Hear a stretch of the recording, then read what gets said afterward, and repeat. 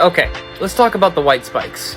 Now, to those of you who haven't seen the Tomorrow War, spoiler warning ahead. So if you don't want to hear anything, just click off.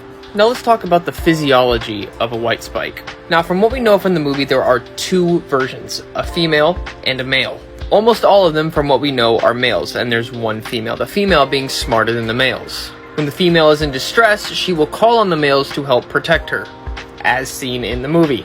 A Whitespike, from what I've seen, takes inspiration from a xenomorph. As seen from the picture, the head resembles a xenomorph. As you can see, the head would go like that and go into the tentacles, the legs, and the arms. I wouldn't say it's an exact carbon copy, but there are some features that are taken from it. The tendrils right here are able to shoot out spikes, hence the name Whitespike.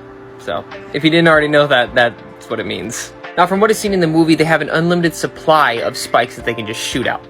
They mainly use their tendrils and teeth to attack people. They rarely ever use their arms to do any damage. They just solely rely on the upper parts. As seen from the movie, we know how powerful these jaws are. They're easily able to cut through a human with no problem. Not to mention, these things are a brute force. One alone is able to knock over a military-grade Jeep.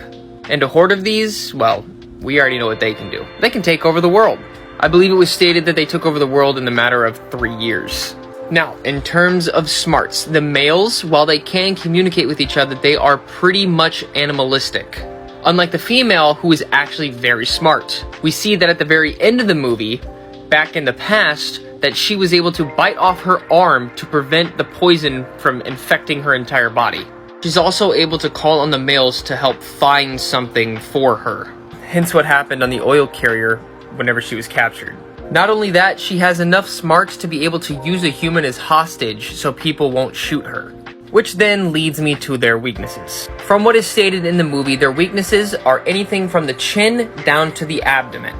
Those are their only weak spots. Everywhere else is just impenetrable.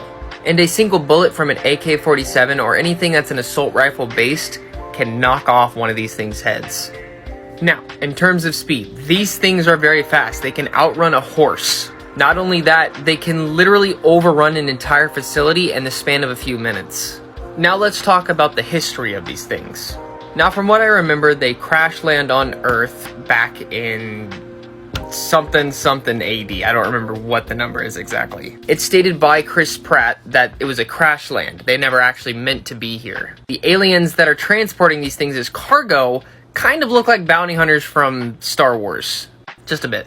Now, these things waited for the Arctic ice to melt in order to finally awaken and take over the world. Anyway, these things are just very powerful in general.